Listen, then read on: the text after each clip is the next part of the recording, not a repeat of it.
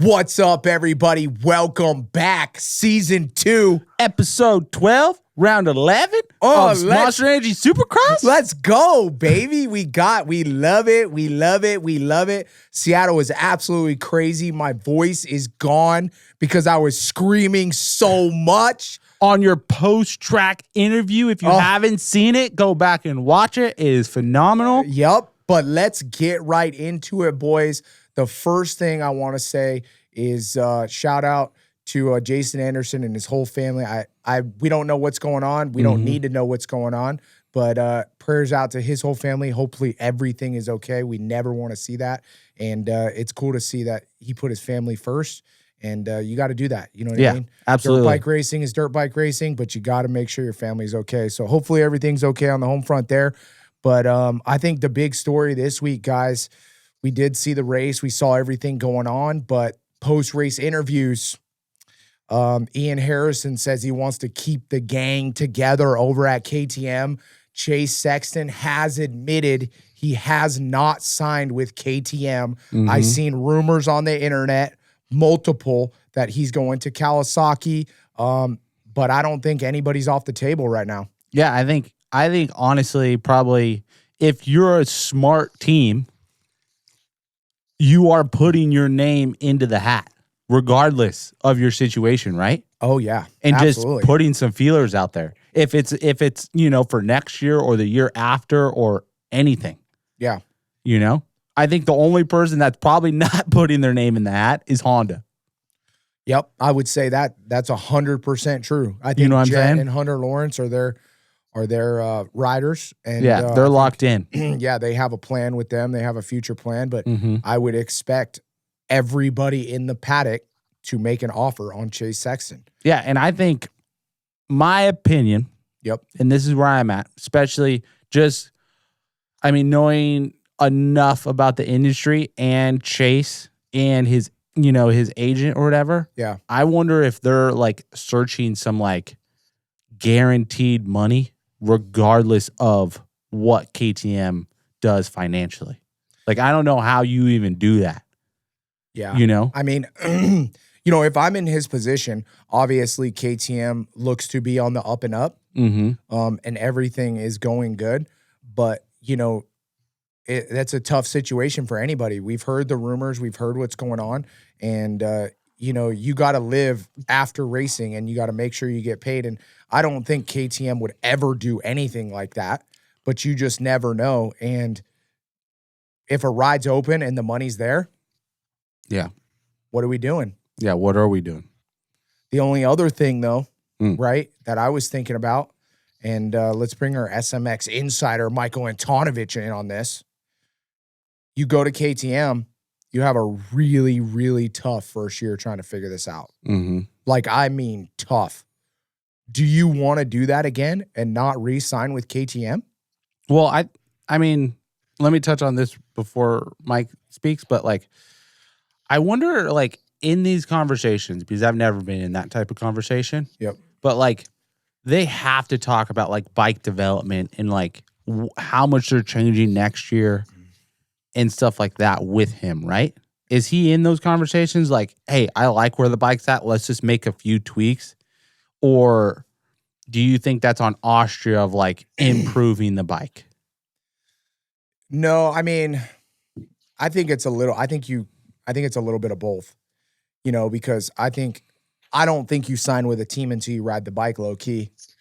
Yeah. 100%. We know that. So I'm assuming Chase won't ride any of those bikes until, outdoor season at some point. If he even, I don't know. Or even after SMX. Yeah. Whatever that, no, it won't be after SMX. This deal would be done. I would say he'll know where he's going end of May. Yeah. Maybe even quicker. I'll bet he knows before the end of Supercross. Yeah. He'll have a decision in his head, Because remember when or maybe at least he'll have it down to a few guys. Bro, I think, no, Mike, remember when KTM, the rumor came out that Chase was going to KTM? That was early. Yeah. Early. Pretty early. Yeah. Because they had been, and early for word getting out, but then the courting process starting even further ahead than that. So these deals start getting in shape quite a bit of time ahead of when we start hearing about them, and I mean, I'll just tell you straight out, there was negotiations for riders starting at January of this year. When everybody was in Southern California, there is stuff that's happening where riders and teams are linking up of like, hey, what's your future look like? What are you thinking? Where would you like to be? Where would you like to go? Are you happy with where you're at right now? Yeah. Before 4 or 5 races in the season had even happened, because guys know where they're at. They know how they feel. They know how that offseason just went and how much can you fix what's going on and what's not going on, to what you boys said, and I agree with you on a lot of things, but I don't think it's as much about money, and maybe it is. I know that that's a big motivator, especially when you're young and it's prime time to get it. Yeah. But if you can make a lot of money up in a well-structured bonus contract, knowing like I'm very confident in this motorcycle, I'm going to go win on it. Yeah. I would think your confidence in the bike would supersede any kind of contract offer that could come out. And if you're looking to like, hey, I have to set myself up as the guy against Jet Lawrence, against Cooper Webb, against Eli Chomac in these last little bits, I want to be on something that I know I can go full tilt on. And I think that's really what's going to be Chase's decision maker over anything else, is how comfortable he feels on the motorcycle that he gets on, over money or anything. Yeah. Something that I will say you should take into effect is title sponsors of the teams that are out there. Obviously, with this KTM situation, we know that Red Bull is committed. They said they'll step up, do what they need to do to keep the game together, keep the trucks on the road, keep it going the way it needs to. Yeah. But Monster Energy has a lot of big money deals in place right now. Like, people that race GNCC know that Monster stepped away from pretty much that entire off-road segment last year. They scaled back quite a bit in moto. And so with Eli needing to renegotiate if he's going to come back for next year and for how long and all that stuff. Yeah. And then Cooper Webb needing a contract too and wanting to stay where he's at. Monster probably going to have to come kick in some money with Yamaha. Would Monster have enough money for Kawasaki to be like, hey, we got to get Jason? Or like, well, hey, we already got Jorge. Get a Justin Cooper, or get a guy like this, or get a guy like that. Let KTM have him back. Yeah. It's going to now be interesting to see what the energy drinks and the secondary sponsors do to make the next step in the negotiation process happen. And isn't Ducati going to be a Monster team too, supported by Monster, or is that going to be a straight factory team? They're supported by Monster overseas, is what I've seen on the side of their bike, but I'm sure that's not confirmed yet. But one of the big things is, like, let's talk about two things. Okay. Mm-hmm. One thing that I've learned about this industry. Okay. The money isn't there for the wrong guy, and all of a sudden they can get the money together real quick for the right guy. That happens time and time again. I mean, look at Dustin putting the money together to get Kenny. There you go. You know what I'm saying? When you need to make it happen, you make it happen. Mm-hmm. And that's another part of it. But to the next point that Michael Antonovich just talked about, Michael Antonovich to Anton. I love it. We're official here. The next point is, like, say I want to go to Kawasaki. They offer me a $5 million deal. Mm-hmm. Okay. Now, if Beta offers me $20 million, that bike starts to look real good. Okay.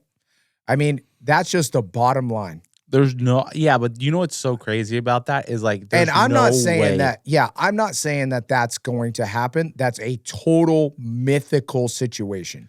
But let's just say Suzuki offers $10 million more than Kawasaki or KTM or whoever offered.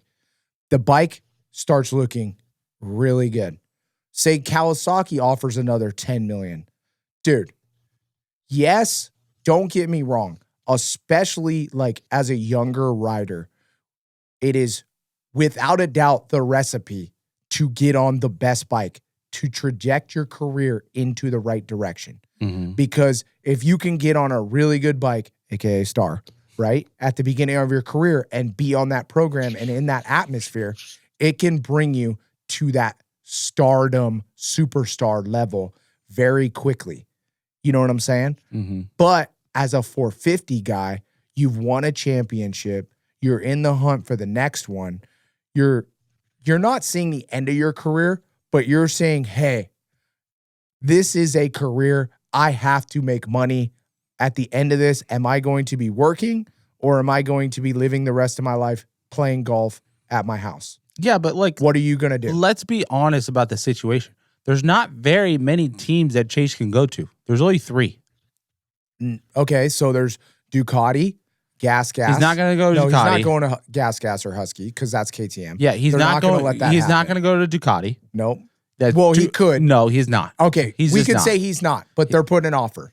They're putting an offer, but he's not going. He's not going to develop a motorcycle in his prime years of. That's not what Chase Sexton wants to do. Okay. And not even the team's not even fully committed to the full year. There you go. Yeah, I'm saying that for a Tyler ENTICKNAP fact. Okay, take for that whatever you want to say. Okay, allegedly, whatever. And then he's not going to. I don't think he's going to Star Racing Yamaha because he could. No, Bobby he's not. likes to win. Yeah, but that's factory I don't Yamaha. Care, bro.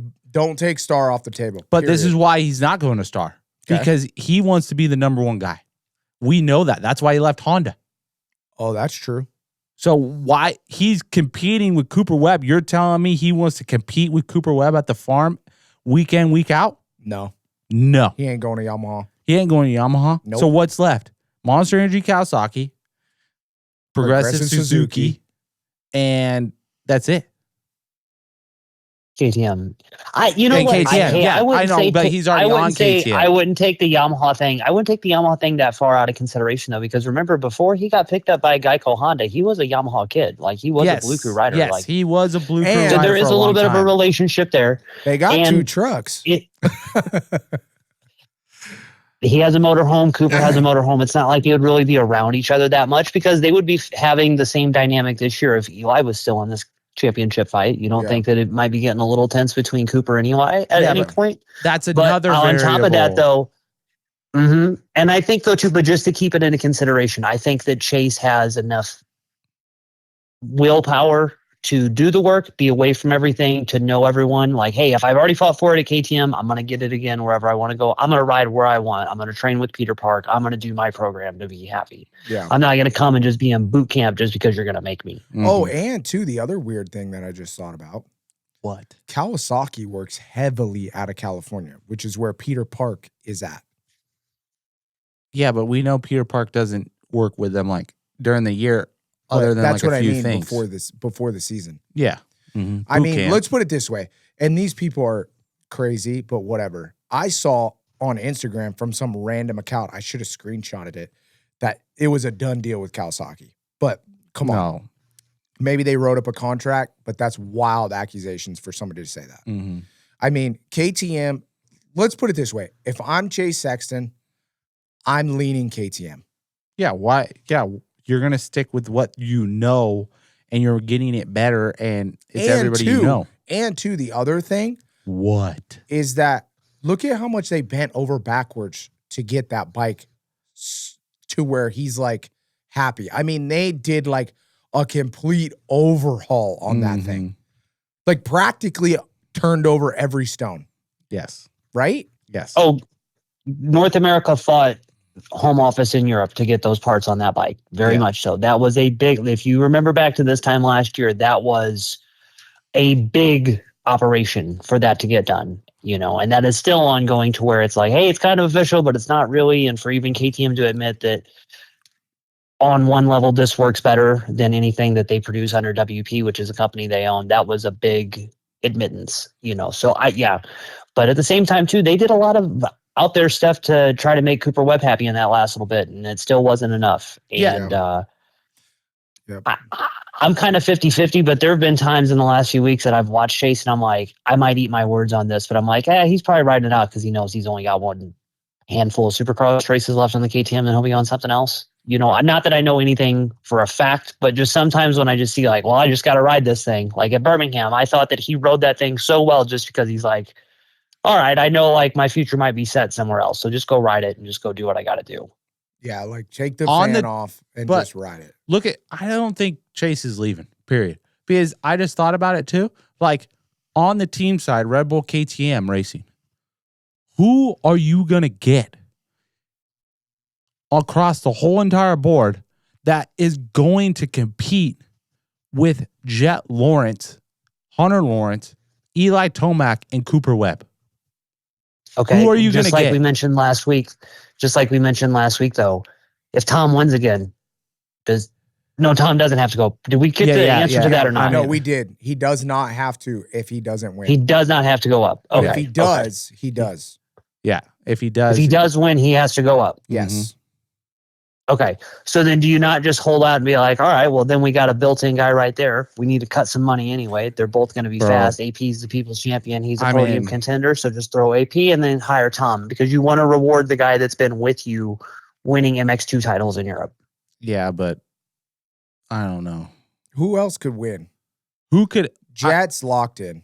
Jet's locked in. Tomac's not locked in. He ain't going KTM. You never know. He's not going to KTM. He ain't going to KTM. Bro, hell no. If the price You're is right. You're tripping. No, you are high. Okay, fine. Not going to KTM. No. Who else? Cooper Webb. Not going to KTM. Kenny's probably not going to KTM, but Kenny's he's on not a going. 1 year deal. Yeah, but Kenny's not going to KTM. Justin Barsh is Justin Cooper. Justin Cooper. Justin Cooper could. Justin Cooper is your next up and comer who could compete. Yeah, Justin Cooper is probably the guy that you could groom for the next couple years. Depending on how his development is in the next couple years. He's a smaller guy and rides the bike a little lighter, which would probably work better on the KTM. I don't know. I think so. But I'll say this though, just knowing what I know, very happy on the Yamaha. And if you watch how he rode that Yamaha this weekend, really happy. He looks amazing. He looks amazing. He and Cooper are not big guys. They look perfectly fit on that bike the way it is, and it looks light and springy and really quick and reactive, and like the way that it would bounce on off tables, you just look like you're in sync with the thing. So to the same thing that we've been saying about Chase, like you don't want to leave a motorcycle, Justin Cooper really probably does not want to leave a motorcycle. He knows when he can just be an efficient, well-oiled machine at Star Racing. Hey man, just re-sign me. Give me a little bit more money and I'll just stay right here. Yeah, and the other thing that's interesting about Justin Cooper, and maybe Anton, you can chime in on this. Justin Cooper, from what I've seen outside looking in, is has some money, right? Mm-hmm. So maybe the money isn't as much of the motivator there either. So like if KTM offers him a big contract, he came out and said he wants to be on a bike that's competitive. Well, KTM is competitive. There's no question. But it's not. It would be hard to be as competitive as Justin Cooper on a Yamaha because of the R&D and the comfortability, like Anton was saying, that he has on that bike. It would take him a couple years. But there's no question that KTM has a high-level motorcycle, especially now. Yeah. There's no question. I'm not saying that KTM doesn't have a high-level motorcycle. I'm just saying who's your next guy who's going to compete with Jet Lawrence that you already, that you can actually get for KTM racing. That's a very short list. Yeah, it's one or two guys. Let's put it this way. If you lose Chase, you got a top 5 guy. Yeah. That's it. Bottom line. You know what I'm saying? But like Justin Cooper could do it. How much money are you going to be able to throw at Chase to make sure that he's still there? Whatever it takes, bro. If you want to win. Well, sometimes that budget isn't there. Well, then, that's Chase's decision now. Yep, it is. All right. Well, I think we've covered everything there. Mm-hmm. Next big story, guys. The drama. Okay, so everybody's seen Degan slap Juju on TV. Yes. But Juju did grab his helmet first. Yes. And they both got fined. Did they? Yep. How much? Do you know what the fine was for that or no? It's whatever it's the same fine as what Jason and Jet got fined for in San Diego last year. Let me look up. I'll tell you right now. So is that like $1,500? I think it's either $1,500 or $2,000. So no championship. So no championship. No championship implications. But they both got fined. So they both got a little slap on the wrist, which is rightfully so. Yeah. But I mean, those to me, they look like love taps. That wasn't anything serious. Dude, what about how it all started with Degan, the takeout, and then he looks back Bro. at him and it's like, oh, he's up. I mean, dude, I'm looking back too. What? If I'm Degan and I just did that, I'm looking back to see where that fool's at. No. Period. No. I am hitting running. No. I'm hitting him and then trying to go. Nope. I'm looking up. I'm saying, okay, did he go down or is he about to T-bone me up the inside? I'll know if he's dude, like, I'll know if he's down. If he panic grabs in the corner, I'm already taking the inside no matter what. If I hear him or don't hear him in the next corner, regardless. Yeah. I mean, if you do that to someone and you go wide in the next corner, you are asking to get taken out. Yes. But let's get down to the nitty-gritty of this. Okay. I love the drama. I love it too. I mean, I can't wait till Philadelphia. it. Juju I love Beaumer it. interview where he was like a little fired up and he's like, he has it coming to him. I'll see him in Philadelphia. I mean, I love it. But here's my thing. Okay. I've seen Juju kind of say that a few times. Yes. Okay.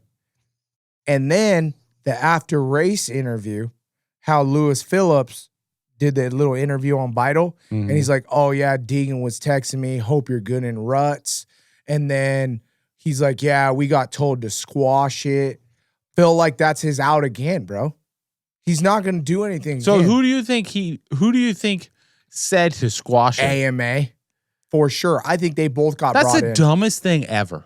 Dude, no, it's not. They have to. They're No. the rule makers. The AMA has to go in there and say I that. know, but like for the sport of Supercross, You cannot egg them on if you're the AMA. Come on, Tyler. bro. Come on, Uncle Ty. I think you shouldn't say anything. Like, what if the NFL Maybe went it to the wasn't- Chargers Okay, and the hold on, hold Raiders on, hold and on. said, hey, guys, this rivalry is getting a little too out of hand. Let's chill out. Well, then, but hold on. That would That suck. was my assumption. That's why that game was my is on assumption. primetime television every single year Amen. because of the semantics and the fighting Semantics. Uncle Ty with the words, baby. and just the competitive nature of two rivalries battling against each other. Yep. David versus Goliath Okay. No, it's Goliath versus Goliath now. is not. No, it is not. No, it is not. But in NFL it is. Anyways, I don't know if it was the AMA. That was an assumption. So it could have been the team, KTM, Ian Harris. Could have been whoever. I get to see it from the team more than anybody, but Let's put it this way. I mean, he got fourth and got interviewed. So, you know, if you keep on doing that, you're showing logos and helping out sponsors. Let's put it this way, bro. What? Okay. I think he went from 20,000 Instagram followers at the beginning of the year. He's at like 166,000 followers right now. Dude, the Degan effect. The Degan effect. Julian Beaumer is. Okay. But here's the next thing. Yes. Lay it on me. If I'm Julian Beaumer, Yes. we love Degan. I'm still waiting for your point. We're down with Degan. But if I'm Juju, dude, I'm literally, if I'm competing against Degan, I'm taking him out in every practice. Like I'm putting one lap down and then I am literally messing this kid's lap up every lap until the AMA tells me they're going to take points away from me. I will pay every fine. I will do whatever it takes. I'm going to take his front wheel out and I'm going to start putting this kid on the ground because you got to start walking the walk if you're going to talk the talk. I don't care who tells me to squash it. I don't care. I got to let Degan know that you cannot just walk all over me, bro. Degan is walking all over this kid every chance he wants. And Degan is literally loving it. He's loving it, bro. He's loving like- it. He just extended his points lead again. And the thing is Juju is getting good enough to where he could really battle. Like his shoulder looked way better. Yep. He's got the balls. I seen a couple ballsy passes. And the little step on, step off to get the lead back from Davies at the beginning. That was insanely sick. Yeah. Put Degan on the ground. I mean, You have to. Dude, you got to start doing what Joe Shimoda does. yes. Did but you see that? Yes, Like, but- bro, Okay. you can't just go up against Hold him. on, Mike. Dude, you know how long that's taken Joe to do that and figure out how to do it the right way? Dude, remember how pathetic those takeout passes were from Joe 3 years ago? He is just figured out how to rub and race and still ride and not look like it's doing like being tough. Good save there, Michael. Okay, because Mike, like what were you gonna say? there is a technique to riding like rough and to kind of slam into someone and then still be able to ride. Yes, And Degan has got it. is really good at it. Yes. So if you're gonna play that game, maybe Juju needs to be like, hey, Davey, I know you were a dirty rider back in the day. Can you teach me some moves and know what to do? Davey was not a dirty rider, but when he needed to be, that boy could take a Bro. foot out. I've seen Davey Do take some gnarly stuff. just send people to the rafters. Okay? Nothing like Stefan Rincado way, Okay. but like Okay, Anton, what were you going to say? Okay, I agree with you on a lot of it. It's funny that on the way to the track on Saturday morning, me, LeBig, and then Brian Converse, so like two other photographers, were having a conversation about just like the drama of the 250 class and all of that, and just how all of this has been brewing for just months, you know? Yeah.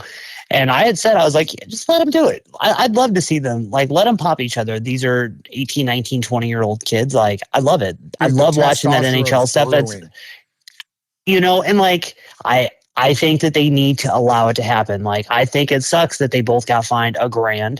That's what the fine is, Okay. you know, for whatever it was. But I mean, it's worth it because they both got way more popular. Like, that was totally worth $1,000. Oh, for without both a of them. doubt. I'd have paid Not without a I would have doubt. paid somebody $1,000 for that. in much media Philadelphia, both of them need to be in opening ceremonies and have like a full on like hype video and just hyping the whole thing up. coverage. Oh, I love it. It would be so sick for the fans. Dude. But It's like But I completely Conor agree. McGregor, like talking trash, you know? Like Yeah. that's why everybody likes Conor or did like Conor McGregor and like watch his fight because the hype. They wanted to see what was happening when he fought, or like everybody's going to be tuned in on Philadelphia on the main event to see what happens between those two. Yep. Play into it a little bit. Anton, Even though Okay. they got Anton fined. hit me.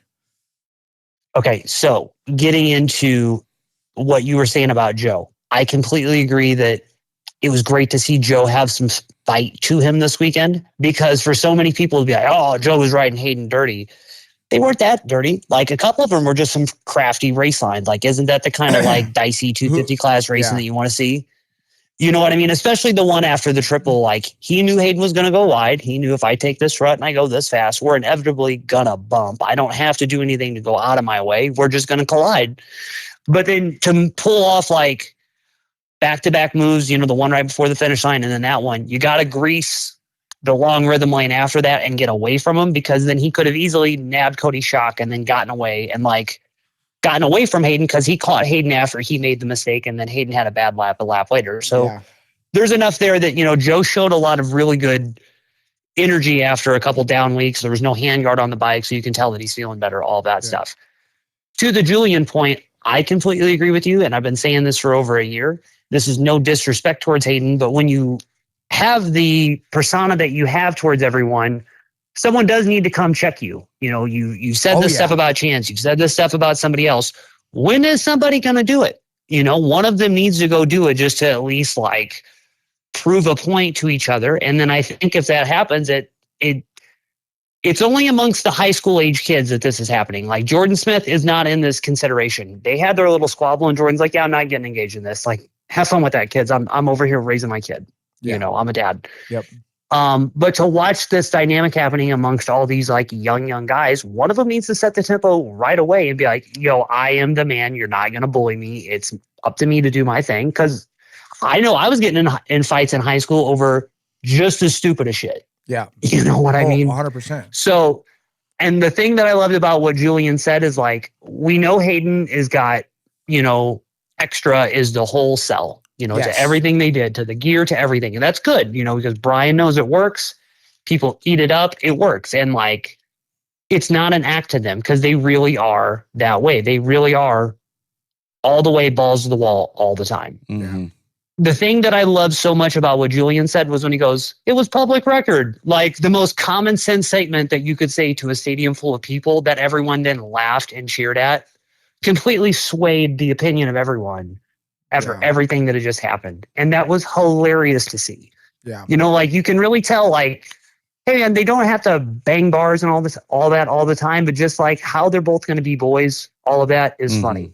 Yes. So then before we got going, the one last thing I want to say, and Adam, you saw this, the KTM truck and the Star truck were back to back this weekend. So I know between the heat races and the main events, Julian and Hayden are looking at each other. Like Julian's getting stretched out on the table, or Hayden's getting stretched out on the table, and Julian's on the spin bike. Like they're right there. They were 25 feet away from each other all weekend, and then it all happens on the track. You know, love it. That's a lot of it. You know, that reminds me of just like a fight stare down. You know what I mean? Like before the fight, it's like I'm eyeballing you, you're eyeballing me. You have so many thoughts, you have so many things to say. You want to say it, you know it's not the right time yet. And then all of a sudden, dude, as soon as your heart rate gets up and the adrenaline's pumping, you just say, "Fuck it." And you just start going off. And that's what you've seen after the race. You've seen the emotion and the adrenaline and everything kind of come out. And that's what you've seen after the race. And I'm fine with it. Yeah, I love it. Especially because it was some baby love taps. Yeah, I'm here for it. I mean, Julian grabbed his helmet, said, "Fool, listen." And once you touch a guy's helmet, okay, then you're going to get touched back, unfortunately. And you get a little love tap, slap on the face. Hayden didn't go all in. He's like, "Get out of here, sucker bird." Yeah. You know what I mean? No big deal. But if you open the floodgates of grabbing his helmet,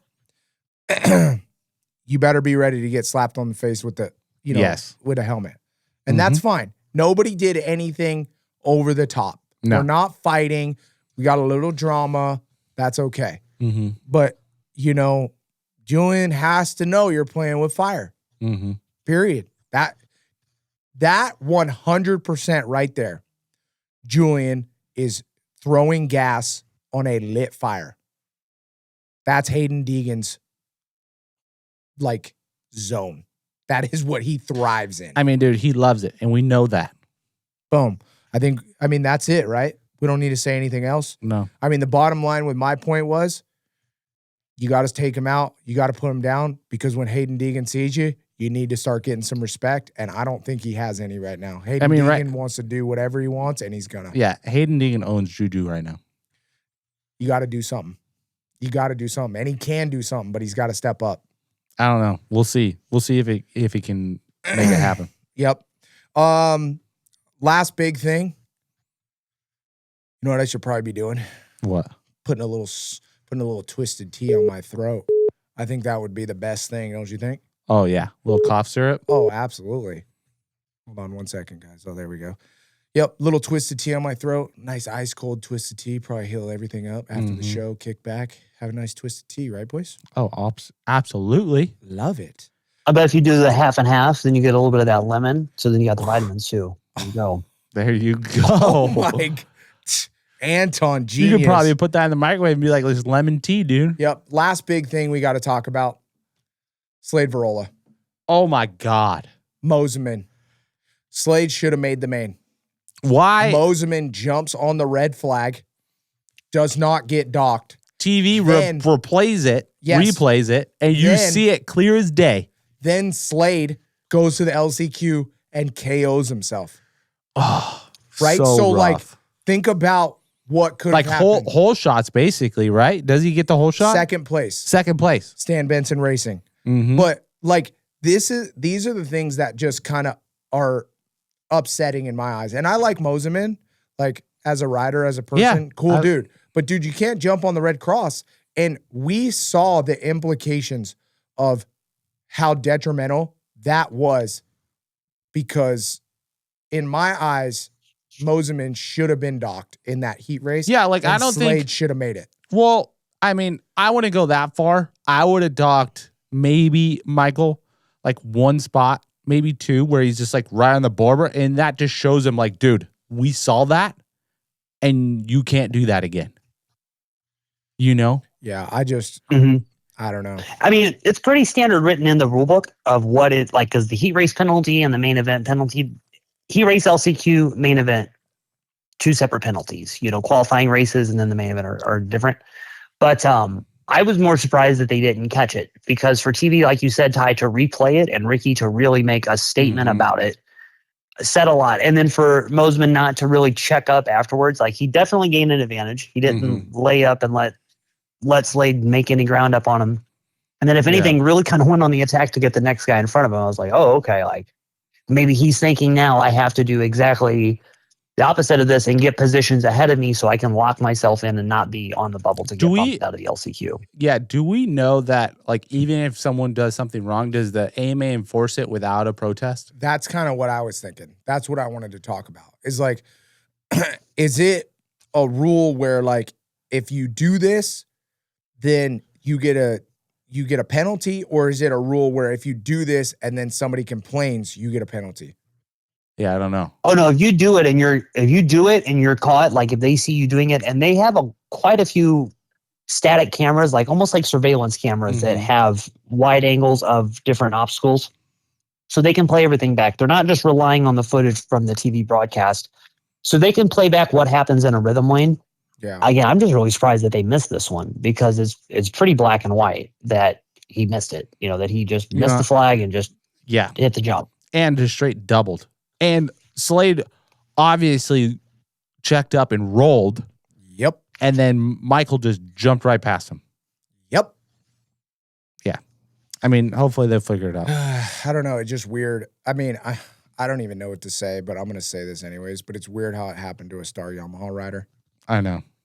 Interesting how that works. But I know. I was saying the same thing. I mean, it's got to be across the board, 1st through 22nd. Doesn't matter. I like Mike Pelletier, and he's always been a really, really, like, even-keeled dude. He likes everything fair. Like, he's the perfect guy for AMA, and you do sometimes miss things. Yeah. You know what I mean? And I understand that. But for it to be on TV, for Ricky to call it out, and nothing happened is interesting. Yes. Very interesting. And the hard part is, you can't, it's not one of those penalties where I'm sure Mike saw it now and wishes he did something or something could have happened, but now it's way too late. You know what I mean? And that's the hard part. Yeah, like, that should have happened, like, as the checker flag flew. Like, the penalty should have been already there. So he would have known. As he pulled off the track, he should have been informed, like, hey, this is what's going on. Yep. Michael Moseman, you jumped on the red cross flag. You have the footage. Yeah, well, you're first pick in the LCQ. Get ready. Yep. Because the team knew. The team definitely saw him do it. There's no way that the 7 people that are watching one rider are not just like, oh, we all blinked at the same time. Oh yeah, 100%. No way. They have film of it. Yeah. I'm just so, like, I agree with you guys. Like, it is unfortunate that they didn't do it. I am more surprised that they didn't catch it because it was on TV, because there is just such a direct communication between TV and the AMA now. You know, and I think, especially for the TV side of things, when they have something like that happen, they really want to show, like, hey, we're selling this as a legitimate sport. Clear, blatant infractions like this don't just fly. Like, we are working together for the series to see it. It almost makes the product look a little bad. So I'm surprised that they didn't catch it like that. But then again, like, as the Hayden Julian thing happened on the floor, there was really no AMA official around at the same time. There's only about 7 of them that I can think of anyway. So for them to see everything is a bit of a stretch. So, like, I do got to give them some grace, but to the fact that it was on the TV as clear as it was, I was so surprised that he didn't get docked. Yeah. I mean, if it's NFL, bro, we're throwing a flag as soon as it happens. Yeah. Right? And, like, the red cross flag is a safety thing. Like, we would have threw it in front of his face in the next corner. There would have been a yellow flag. Like, yeah, bro, I mean, because red cross could be literally a bike, a person, anything. medics on That's the track. A big deal. Tough dog. block in the middle of the rhythm section. It's supposed to save you. Yes. Moving on. Huge shout out, Dirtworks. Wow, what a fantastic job, dude! Phenomenal job. Gnarly built track. the whole track in what, like a day, and sealed it with the roller. I mean, dude, the track was phenomenal in the first couple practices. They really put together a great racetrack. I mean, wow. Shout out to Dirtworks. Great job. Got to give him a hand. All right, let's move on. We got the Dirt Tricks 450 class highlights. Greatest 450 main event we have seen in a long time. I mean, so where do we want to start? Do we want to start with the mental battle between Cooper Webb and Chase Sexton? Do we want to start with Justin Cooper getting right behind Cooper Webb and fully laying up? Do we I want wouldn't to say talk laying about? up. Oh, he laid up, bro. You could see in No. his body language, he didn't lay up, but he made a conscious decision that he wasn't going to pass Cooper Webb. So are we starting there then? Let's do it. He 100%. I seen his head over the bars catching Cooper Webb. No questions asked. As soon as he got behind Cooper, his chest came up and he put the windbreak up. And you could just see the demeanor change.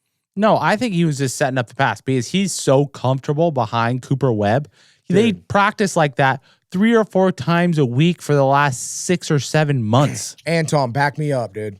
There ain't no stool to fucking stand on here, bro. He was comfortable back there. He was settling in and trying to figure out where Cooper was faster, Bro. where he could improve. If that was Chase Sexton, What? do you think the same thing would have happened? Bro, Chase is 100% different rider than Justin Cooper. No. If Chase Sexton was in front and it wasn't Cooper Webb and Justin Cooper just caught right on the back of his rear wheel, you think that would have happened? Oh, you're saying, yeah, but I don't think Justin Cooper races Chase Sexton the same he would race Webb. Thank you. Answered. What do you mean? What do you You're mean? not What do gonna. I mean? I just said what I mean. I don't give a fuck what Ken Roczen's not gonna race Cooper Webb the same as Chase Sexton. That's just a smart strategy. I am saying Justin Cooper got behind Cooper Webb and made a conscious decision because it's Cooper Webb to not make a move on him and be very, very patient and waited way too long. And that made him crash. No, Yep. absolutely not. Went on the defense. Should have passed Cooper Webb. No, you're tripping. Nope. You're tripping. Anton, back me, bro. Where are you at? Dude. Okay. He was definitely faster than Cooper was leading up to that point. And Yeah. Cooper admitted that. Cooper admitted in the press conference that when Ken got around him, that after a while you could see where Ken started laboring and he was controlling the pace and they were falling victim to the guys that were behind him. So that's Justin Cooper and that's Chase Sexton. And yeah, I completely agree that Justin was reeling in his teammate. Now, at the same time, do I think that Justin started checking up to not pressure him? I don't think so, but trust me, as I was watching that race happen, and that's why I asked the question I asked in the press conference, there's a lot of strategy in my mind of the points that are happening because Kenny might as well be Chase's teammate because he's his best friend. He is one of his closest friends on the racetrack, and if there's anybody he would want to take away points from and give them to, it's from Cooper and to Chase Sexton. You know, like it's right there. So the same thing, Justin's not going to race Cooper and take another 2 points away from him. He's got to do everything in his power to keep Chase behind him as long as he can. But I agree that then it did kind of put him into the trap because then AP reeled him in and then he had to ride really defensive on that. And then that leads to the crash in the long rhythm lane and everything. But I also think that Cooper, as he said in the press conference, found out like, all right, I got to get Ken because Chase got around Cooper, like J Coop. He's on me now. If he gets away, I cannot make this gap up. That's why he gave Kenny the pass that he gave him after trying to make the pass on Kenny for a few different laps and then was like, I got to go. So J Coop was just kind of right speed, wrong time the whole time. If he could have held it on just a little bit longer, not gotten dropped after Sexton passed them and then fallen victim to Plessinger, he probably would have podiumed. See, with Well, that's what I mean. That crash, though, what that tells me, and then him kind of fading back a little bit, is like he might have felt better on the track in the beginning, but then when the track was like kept on deteriorating, he wasn't keeping up with the fast lines, and that's where I thought he was trying to learn from Cooper Webb on where he was going to like improve and to set up the pass. And yeah, he might have stuck behind Cooper Webb a little bit longer than he should have. I think Justin Cooper would say that to himself right now. But, dude, you know how gnarly that track is? Well, I mean, we seen it on the leaders. That's my exact point. We seen it on the leaders. Yeah. Like, the lead changes were, we had 3 or 4 different leaders in one main event. Yeah. And Justin Cooper is not, I mean, he was riding phenomenal all day, but I don't think he was laboring or but holding Ty- himself back to like.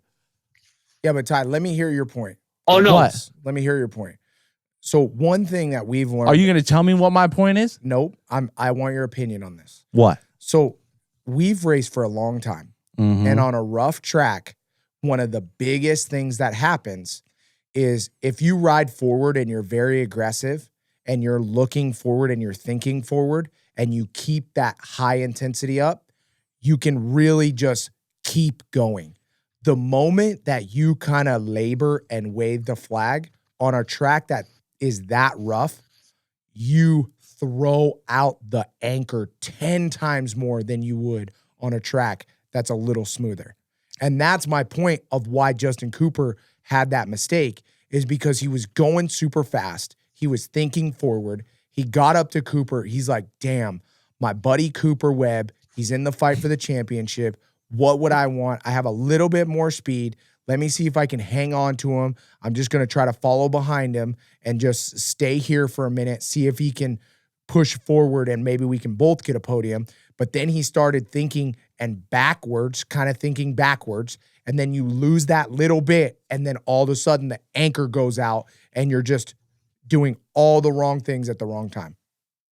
Yeah, but that could have happened without Cooper Webb in front of him. I'm saying if that was Kenny or Chase in front of him, he would have made an aggressive pass and kept going forward. Did any of you guys focus on Justin Cooper when Cooper Webb was behind him? Because I couldn't see Justin Cooper behind Cooper Webb. And what it seems like, in my take on Justin Cooper, on why he kind of faded back, is he was settled in right behind Cooper and was trying to figure out lines and stuff like that. And he was riding good. And then he had some sort of scary moment that I didn't see on TV. Some sort of gnarly, sketchy moment that was like, oh, fuck, if I do that again, I'm crashing hard. That's what it seems like to me. Yeah, but how? I don't think Justin Cooper was in front of Cooper Webb for very long. Maybe just on the first lap or two. No. When Justin Cooper was like behind Cooper Webb, did he have a gnarly scare? No, it didn't seem like that to me. I don't know. I mean, everybody had a scare, so probably. Yeah, but you know a scare that you think about. You're like, oh, fuck. Cole Davies had 3 of them in a 250 main. Yeah, you know what I'm saying? That was a whole main event before everybody on the 450 class. Anton, did you see anything? I didn't. I just finished the 450 main event, and now the replay highlights are playing on again. Jacob's right there the whole time, you know. And to say that he had more speed than Cooper, that was pretty obvious in the heat race, because when he passed him in the heat race and took off from him and then even kind of gave him the guns back, I was like, oh, wow, he's looking real good tonight. And I was almost a little, not concerned, but I made it sure to note that, like, oh, wow, Cooper got passed by his teammate. Yeah, Jay Cooper was fastest in time qualifying today, but he got passed and kind of got dropped. Like, not drop, but he put a gap on him just like it was any day at the goat farm. Yeah, but how smooth is the track in the heat race? Super smooth. But then this is what I'm saying, though, for why this was such a good Jay Coop night and where he had the speed. What we've been saying in all these last few weeks, Jay Coop's efficient. He knows how to cut down. He can ride the bike real well. He doesn't exert a lot of energy. He can find the shortest way around. He's real smooth. That's what that track needed the most, was to ride like Jay Coop rides. Yeah. You know, so he had the speed to put it all together on that night. And he did for a bit. But then when that 4-way battle for the lead is happening, and it's Kenny leading, and then it's Cooper right behind him, and Jay Coop's right there, and then there's Chase behind him. Once Chase makes the pass, he does kind of lose the gap a little bit. The gap did fluctuate between those top 4, you know, ebb and flow naturally as the race went on. Yeah. But from that moment on, Chase gets around him, and Jay Coop does lose a little bit of the toe. And then he falls victim to AP. Yep, for sure. Without a doubt. And I think if he would have got in front of Cooper Webb in that moment, I think he would have held his spot and been on the podium. But that's hearsay. But then what does that do to the race, though? Because then what, like, does he have what it takes to go right after Ken? Okay, what does Ken do? Yeah, and then what does that do to Chase to get onto Cooper? Like, it makes a whole different dynamic. Yeah, let me give you this scenario. Last 5 minutes, Cooper Webb behind Chase Sexton or Justin Cooper behind Chase Sexton? Justin gets passed in the last 5 minutes without a doubt. Chase Sexton's gapping Justin Cooper. There's no way Yeah, because he's Justin gone the Cooper distance. has He knows the near last 5 minutes. Yeah, Justin Cooper has not near enough fight in the last 5 minutes as Cooper Webb does. No. That you cannot contest. Justin Cooper gets dropped in the last 5 minutes compared to Chase Sexton. I never said Justin was going to win. Yeah, but you said Cooper Webb was getting held up, or Justin Cooper was holding back to pass Cooper Webb. No, Again, yes, he you was, are which was mid-moto. again, you are making Cooper Webb seem like a slower guy or a slower rider than Justin Cooper in the middle of the main event. And I don't think that's the case. I think, yeah, without a doubt. And it's not the case because yes, it is. No, Justin Cooper Webb. No. Cooper was the fastest guy, though. I think that's kind of what we need to get into, because Coop puts it together in the last part of the race. Like, he does start logging very quick lap times, and he does benefit from Chase, but he puts the only 46 in on lap 2, and it starts from the whole thing of him launching out of the gate on the sight lap, hitting the 3 in the rhythm, getting the whole shot in the start of the race, and then going, I got stuck behind Ken. Ken was laboring. He was controlling the pace. Once I got around him, then I felt like I could go free. And then it was just heads up racing between me and Chase. But I think Cooper, when he wasn't being blocked, was faster than J. Coop. But when he was being held up, J. Coop was faster than him. And then when it came down to it, it just became all out speed between Chase and Cooper for that last 7 minutes. Mike, see, you need to be on my side, because Addy is a part of the problem why everybody doesn't think Cooper Webb is really fast. Dude, Cooper Webb was ripping all the way through the main event. Yes, it might not look like that because there's other people that have sprint speed or maybe a little bit other mid-moto speed. Kenny faster in the beginning of the race. Justin Cooper might be finding a little bit of mid-moto flow, but at the end of the race, who wins the race and who passes for the lead and who figures it out? Cooper motherfucking Webb, okay? I mean, dude, this is true. All I'm saying so is you saying I'm right? Mid-moto, I'm right. Cooper I'm Webb right. has a lull, and Justin Cooper is faster. Do I think Justin Cooper has it at the end of the race? Not yet. He does not have the grit and the last 5 minutes yet that he will get it. He will get it, okay? He's not ready yet. Cooper Webb and Chase Sexton have so many years and so much just built up stamina and grittiness. It's called experience. Yep, experience from having done it, that they know how to get through that last 5 minutes better than anybody. And they're strong men. And they're better at their mental capacity through that main event and knowing what to do so they don't have mental fatigue, so they don't have mental mistakes like Justin Cooper had. Yes. But towards the end of the main event. Time. But I do think at the time that Justin Cooper caught Cooper Webb, he had the speed to pass him and did not. Bro, all night long, people were yo-yoing. Okay, just fine. because Justin Cooper Let's had move one on. or two good laps we have to move on Cooper Webb doesn't mean he was Okay. faster and he could have passed him. Okay, you're right. Thank you. Let's move on. If I can just give one compliment to J. Coop on this, that heat race win was a statement. That is the building block that you have to get so you can get the main event win down there, so you can start being a more podium contending guy week in and week out, all of those things. Yep. But I walked out of the stadium to the little road that leads back to the pit area, and everybody else was gone, but J. Coop's got to ride by himself after he does his TV interview. And then Mikey Germain, his mechanic, is waiting there for him, probably 200 yards away from the tunnel. So Cooper has that whole ride by himself, no helmet, to just kind of think and soak in I just did this moment. I just won. That's tight. And then he sees Mikey. And as I was taking the picture, you can just see him crack this big smile of fuck yeah, we did it. We did it. And that was such a cool thing to see for a guy that's been trying to get it for so long, to see them have those moments together. And then know, all right, now I got to do the next thing. I'm not finished with just winning a heat race. Now I got to be a podium guy in the main event, and then I got to start winning main events.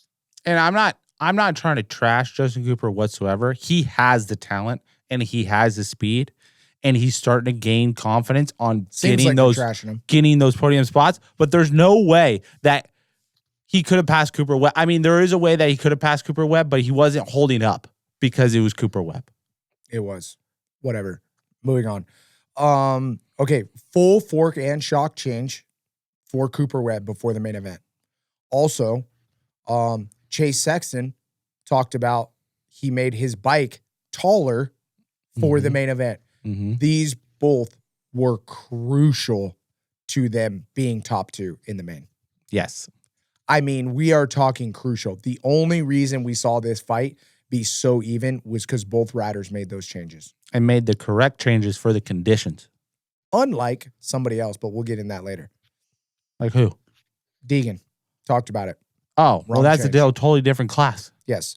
Adam, you walked the track after the night was over. Can you believe how much the track changed from the morning to, through the practices and then at the end of the race? Like, it definitely got beat. I talked to AP on the rental car shuttle back to the airport on Saturday night after the race, and he was like, they did a great job. They definitely did it to where it was nice and firm, but there was still a crust that, like, once we broke through that, we knew it was going to be soft underneath and was going to get treacherous and rutted. Like, we're going to break into that soft Seattle dirt no matter what happens, no matter the prep, no matter anything. Yeah. I mean, it's one of those things where And I walked on the track Mike, before and after, and I told my VIPs, I was like, wow, this looks really good. But I have been to Seattle so many times. I know how this gets. I mean, I'm saying it was, for reals, no lie, at least double as bad as Indianapolis. this year. Yes. Yeah. Double as bad as Indy. Yeah. And like that track and that dirt is notorious for actually being kind of hard packed when it's some sort of dry. Yes. Like if it has any sort of dryness or any sort of sun, that thing gets harder than a rock because Yes. basically, because basically that whole track, I kind of chop it up to almost, it's like base almost. Yeah. It's like this sandy, rocky Road base type of thing. Yeah. It's gray. It's weird dirt. It's sand made out of like little pebbles. It's called, I mean, it's kind of like DG, but more rocky. I think it's a little less rocky than DG, but yeah. But either way, it does the same thing. It tightens up and it gets like literally like this table if it's dry. Yes. And the problem is, we all know it, Seattle is moist. And then don't cover the dirt. It's outside. Boom. Ken Roczen. Round of applause. Where's the round of applause? He gave it everything he got. That's everything his shoulder Do had. you think if he was 100% healthy, He wins. he wins for sure, yeah, right? without a doubt. 100%. That was like No a Ken question. Roczen-esque track. Oh, yeah. Indianapolis a couple years ago when he won, that looked exactly like it. He was feeling it. He made the right bike changes. I mean, they all He was did. hucking the big rhythm. Yeah. I mean, dude, he is clearly hurt because of practice. You can tell what he was doing. He was just going inside and trying to do the smoothest line possible. Yeah. And then in the main event, he jumped the big rhythm or whatever and made it work. Ken Roczen, not hurt, 1,000% walks away with the win, I think. So on TV. Walks away, and I say that, 3-second lead. Yeah. You know what I so mean? on TV, they said they got an MRI and the results came back that his shoulder is basically torn all the way just for a little bit. And they said that it could heal on its own, but it will take 6 to 8 weeks. Yeah, he has a grade 2 AC separation. So, scenario, we see him finish out Supercross and then take outdoors off and then comes back halfway through outdoors? No, No? I think you just see the same thing Kenny always does. What? He's going to, Is he racing outdoor this year? I have no idea, but this is my assumption. Mm-hmm. He takes outdoor off and does like the last 2 or 3 to get ready for SMX Mm-hmm. and does his job at SMX. Yeah, and goes to World Supercross. Yep. That would be my assumption. Mm-hmm. Chase Sexton. Did you sorry. hold go ahead. on? Did you see where Kenny went to MotoGP yesterday? Yes. Yep. I see Did you where see that he everybody posted- went to MotoGP. Yes, and I'm very envious of him because it's some of the coolest stuff you'll ever see. Yes. But he put Pablo Chabati, who is the leader of Ducati's MX program, in his post. And I was like, ooh, very sly on that one. Like, you don't just do that. But then again, heard that, from Mathis, and I'm sure you have a little intel on this too, Adam, that, Yeah. I don't want to keep him on a Suzuki. There's no real need to change. So, all that hype and all that stuff. So that was just interesting to see Kenny tag one of the biggest decision makers that could be a massive disruptor in Supercross racing through the next 5 years. Yeah, I mean, I know Kenny's happy over there. He's happy at the rig. I wouldn't leave. The big thing for Ken Roczen, I think that is like the hook, line, and sinker at Suzuki, is that he has a lot of input on like, hey, this is the suspension company I want to run. This is the parts I want to run. He has a lot of freedom. He has a lot of freedom. And that's what Ken Roczen thrives at. When you don't tell Ken Roczen no, and you just say, yeah, of course we can do that. Let's try it. Let's see if it's better or worse. That. And when you go to Ducati or you go to KTM or you go to Honda, they go, no, Ken, this is the options we have. We have to run Showa. Yeah. We have to run this motor package. We can't go outside the box. Suzuki is running a twisted motor with some Suzuki parts with whatever suspension that Ken Roczen picks and is happy with. And that, to me, is one of the biggest reasons why Ken Roczen is so successful over at, our progressive PMG team. It's because he gets to pick and choose like a buffet what he wants and puts it on his bike. Well, and as well, he gets to go do overseas races and have fun during the off season, and he's not obligated to hit these series or not support series because the team or the manufacturer doesn't support that series. Yes. And another big thing is that you're going to have to take a Ducati that has they just made a dirt bike. Mm-hmm. There's problems, bro. Yeah. I mean, dude, look at Kawasaki. Look at what happened. What? They had to like repo their bikes or something. Anton, what's the deal with the 450 that was like all over the internet? Like there was a malfunctioning part that they had to do. Oh, in the new 2026 Kawasaki's? Whatever. And that stuff happens at an elite level. It happens on your Ford. It happens wherever. Yeah. Imagine how much that's going to happen on a Ducati. It's part of the program, dude. Yeah, it's part of the process, you mean? Yeah, it's part of the process. Things happen, but things happen way more often when you've not only developed a frame, you did a whole motor. And I know they've been doing it for a long time, but they had to fit it in a 450 chassis and make a whole complete new motor. I know, but you would think a company or a manufacturer that has developed racing machines in MotoGP for a long time probably has a little bit of a head start on what works and what doesn't work. Yeah, but they also now have to hit bumps.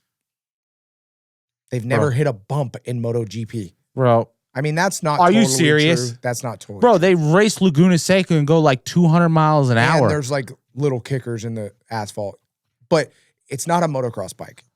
It's not a motocross bike. You don't have to jump a triple on an MXGP bike. Bro, MotoGP I've never rode a MotoGP bike, but I'm saying going over those hills, you're pretty weightless when you're going 200 miles an hour. It's different. But, look at the Triumph last year. It's not, the engine is very complex. That is true. They do get, especially outdoors, they do get put through a strain like they've never gotten put through in testing when you're doing 30-minute motos. Yeah. But it's the little things that mess up that are crucial failures. Does your drivetrain line up? Does the rear sprocket and the front sprocket not have a kink to it where the chain will just derail? Are your electronics good? Is there no issues there? Do they not just have a short out? Are they susceptible to water damage?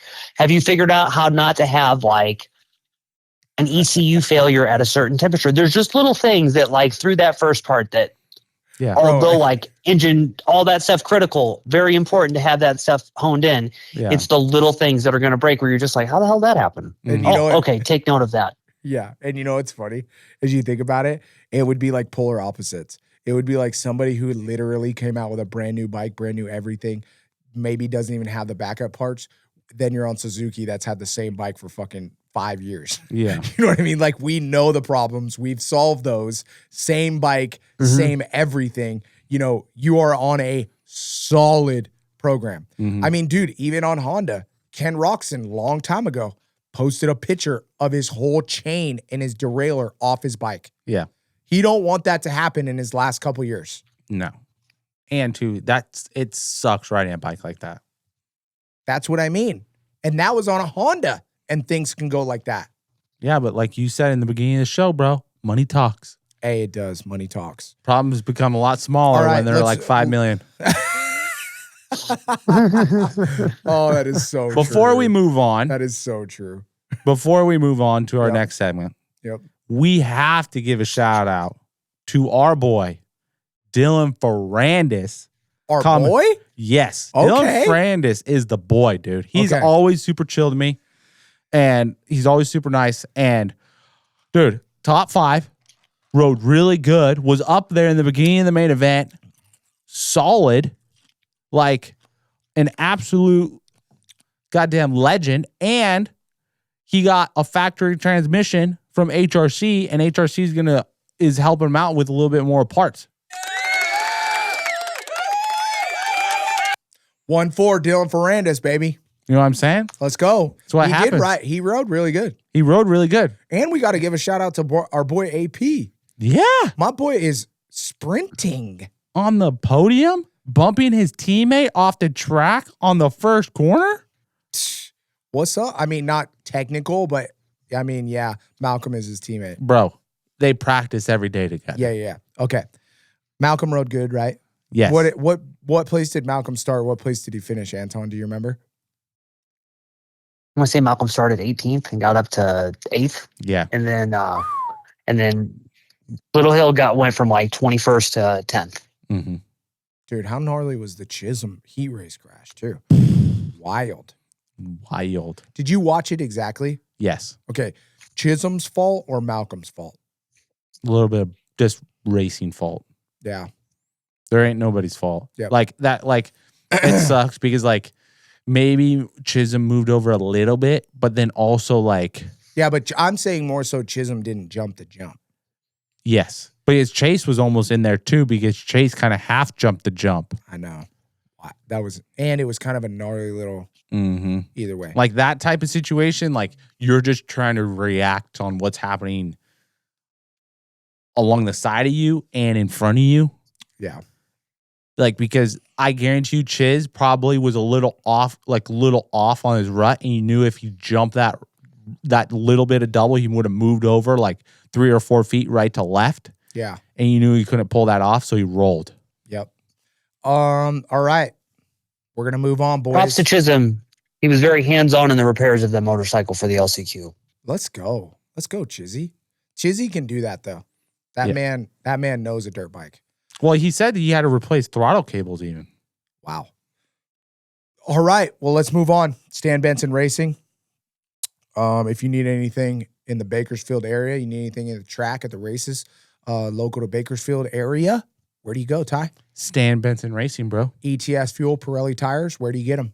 Stan Benson Racing. Yep, we love it. Let's get in there. And you know where Slade Varola went after he endoed his brains out? Where? Stan Benson Racing to fix his bike. Yes, he did. They had all the parts.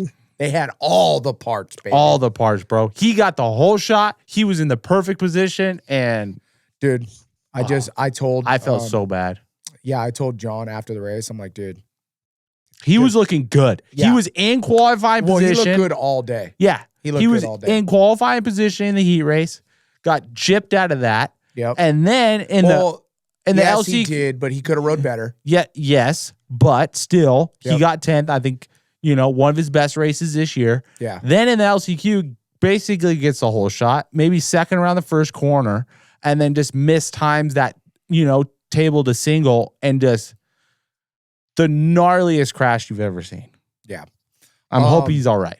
Just lack of experience, that's all that was. Yeah. He you got, and he'll learn it, but when the LCQ starts, you got to know that the track is fresh prepped. You got to have communication with the team. Hey, what sections are prepped? What sections are not? And he just hit that thing like he would in practice, where you have to hit it wide open on the 250, and the transition was way better. And I'm sure he just hit it like he normally does because he was so excited. And it was like, that kind of second nature thing. And he was so amped, and he just launched the triple into that tabletop. And then that was it, So it is what it is, but he's getting better. So stoked. Big thing, Cole Davies wins the 250 main event. Let's talk a little drama though. At the end of the press conference, okay, Cole Davies says, a little dead in here without Gypsy Tales. Yeah. That one broke my heart a little bit. I know. Well, you were pretty pissed off about that, actually. Dude, I was really pissed about that. You were fired up. Yep, I was really I watched fired the up. press conference, okay? Yep. And I don't think you and Anton are part of the problem in that press conference. Yes, but I was there. I know. Okay, so here's my rebuttal. Okay. Did you say anything to him in the elevator? Nope. No, there was no elevator. Oh. There was no elevator. I did talk to his pops after the race. Uh-huh. But either way, that was a whole different story. Talked to him a little bit. I don't know. I mean, I was definitely bummed about it, but you also have to take it on the chin. Bro, you are waffling hard right now compared to what you said on the phone call earlier. Okay, that's because I was pissed. I was pissed. But when I went back and looked at it, and this is why I want to talk about it, we talk a lot of track, okay? Trash, whatever you want to call it. Yeah. I got to get better, right? Yeah. I mean, that's just the bottom line. Yes. And Gypsy does have a presence when he's in there, and he has a big media following and all that stuff, and you got to get better, and we're all learning, and that's part of the deal. But we got to get Cole Davies a little better at interviews too. Am I wrong? Bro. Or do we just love him because he just says 2 words at one time? What's the deal with this? Well, before we move on to there, I want to know Anton's on how he feels and how he took that comment. And maybe you were just a little too sensitive about it. Okay, let's go. Adam, how old are you? 32. Okay, I'm 34. And I've been dreading the day since about the time I turned 28 that I realized that there was young kids in the 250 class that were listening to music and like wearing clothes that I'd never heard or seen. And I was like, oh my God, I'm becoming washed. Like it's happening. Yep. And I think that's just what happened. I think I'm washed. Like I like Cole. That kid is cool. I think like even after the press conference was over, he was over by the Star Truck and I was doing my thing. Yeah. And he was talking to somebody and I was like, yo, that little fucker's funny. And I told him that too. Like he heard it and he definitely gave me a look when I said that, like, what? But I like that kid. He's definitely refreshing and he's come a long way from not saying anything in interviews to like, you can tell that like, he definitely says what's on his mind for better or worse, you know, for if you're part of the team or not, but like, he's cool. I like that kid. It's going to be fun to see how he does and how he comes onto this thing. Cause you know, like Jet and Hunter, you know, they're Australians and all that stuff, but the New Zealander thing is quite different. And this kid is fresh off the island. So he's going to have a nice culture shock and people are going to get to know him over here. Well, and you know, and I think that's why I brought it up, the whole press conference thing too, is because he's trying to fit in to the whole Degan, Juju, Beaumer dynamic. Okay. The kid is immensely talented, right? And now you have this big Degan dynamic of like, okay, everybody is either Degan lover or a Degan hater, right? There's kind of not an in-between. Yeah. Then you have side Juju, right? And now you throw this New Zealand kid that says 1 or 2 words in interviews, kind of like very sarcastic, has this cool accent, eats Whitakers, you know what I mean? And you throw him into the mix, and now he just pulls out the biggest moment of his life. Yeah. Where does Cole Davies fit in? And is he going to sneakily start owning everything? And could he win this championship under the radar? And if he does, what happens to the dynamic between him and Danger Boy? We have 2 showdowns left. Bro, but there's no way. Yeah, because I don't even need to look at the points right now, but congrats for Cole Davies. Huge congrats. Huge congrats. Let's give him a round of applause. Bro, first comes I'm over. talking. Okay, sorry. Go ahead. From Go 2 ahead, years Tom. ago Yep. to now, like I seen that kid at Loretta Lynn's area qualifiers and, you know, first like amateur supercross and just at DT1.